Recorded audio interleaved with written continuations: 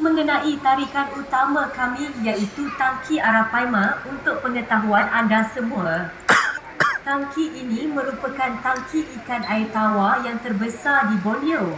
Pada asalnya, tangki ini direka sebagai tangki air laut atau air masin. Namun begitu, sekarang ianya telah berjaya ditukar kepada tangki air tawar. Tangki ini diperbuat dari akrilik dan bukannya kaca. Air tawar. Akrilik yang digunakan adalah setebal 20 inci agaknya berupaya untuk menampung tekanan air di dalam tangki ini.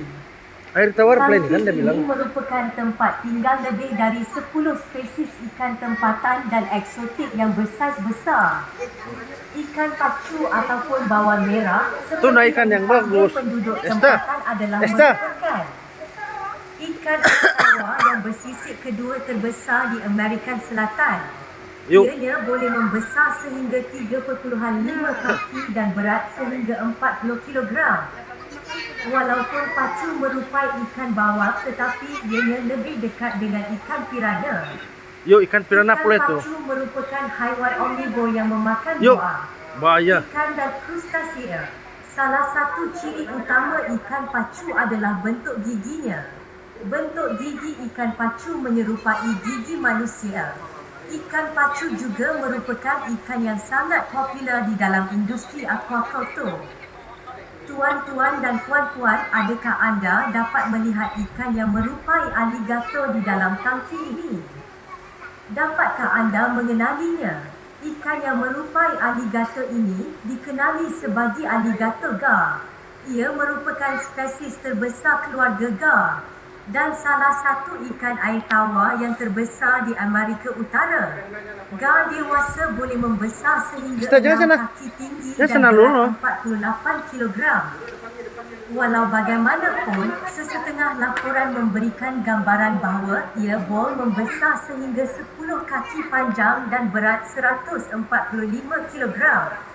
Ikan aligator ini boleh dikenal pasti melalui bentuk mulutnya yang seakan-akan aligator yang ikonik di mana ia digunakan untuk memakan mangsanya Rakam yang lebih lebih kecil. Ikan aligator perlu berenang ke permukaan untuk bernafas. Ia memerlukan udara yang berada di permukaan air. Sisik ikan ini digunakan oleh orang asli Amerika sebagai kepala anak panah dan penutup dada. Walaupun mempunyai rupa yang menakutkan, Esta, ikan kana orang aligator ini tetap dimakan oleh manusia di habitat asalnya.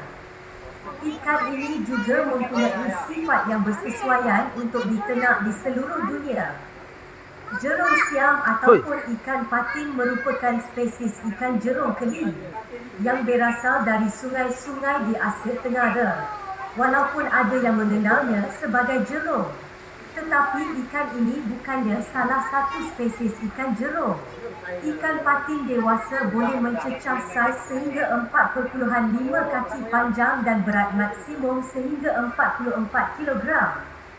Ianya juga merupakan hidangan istimewa yang amat popular di kalangan penduduk tempatan. Giant gourami adalah merupakan spesies gourami besar yang Kalau kena tangan. berasal dari Asia Tenggara. Ikan ini boleh membesar sehingga 70 cm. Ikan ini mempunyai kebolehan untuk bernafas di luar air. Ikan ini juga memakan pelbagai jenis makanan seperti rumpai, Bye bye. akuatik dan cacing. Uniknya, gourami jantan membuat sarang buih dengan bantuan ranting, kayu dan rumpai. Ikan ini amat popular di kawasan Asia Tenggara dan juga merupakan salah satu makanan istimewa di Ranti kerana warnanya yang menarik. Gourami ekor merah ini merupakan haiwan omnivor yang memakan tumbuhan akuatik, serangga dan krustasea. Ikan keli Afrika merupakan spesies ikan keli berasal dari benua Afrika. Ianya telah diperkenalkan ke Eropah, Timur Tengah dan sebahagian kawasan di Asia. Ikan keli Afrika juga merupakan ikan yang sangat cepat membesar. Lada boleh mencapai saiz sehingga 1.7 meter dan berat sehingga 59 kilogram. Esta jangan sana. Walau bagaimanapun, ikan keli Afrika bukanlah perenang yang baik. dan seringkali berada di dasar sungai dan tasik.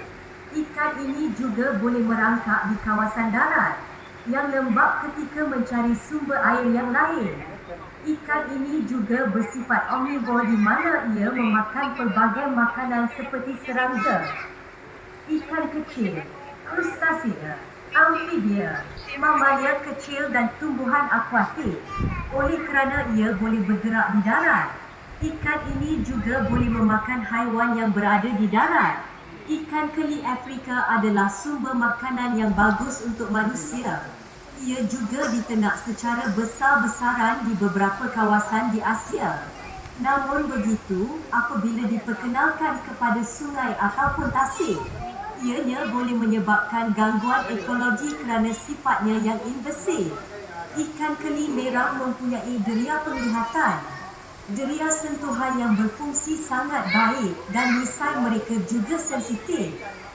Ia juga mempunyai sel penerimaan secara kimia Yuk, yang digunakan sebagai deria bau. cepat tu. Ikan air tawar jenis ini terdapat di sungai-sungai, tasik dan kolam di lembah sungai Amazon, Orinoco dan Essequibo. Penyu hidung babi yang dinamakan kerana munculnya yang unik merupakan satu spesies penyu sungai yang sangat menarik untuk diperhatikan. Ini kerana munculnya atau hidungnya merupai haiwan lain. Ia adalah satu-satunya spesies dalam keluarganya yang masih hidup. Ia berasal dari benua Australia dan kepulauan Papua New Guinea.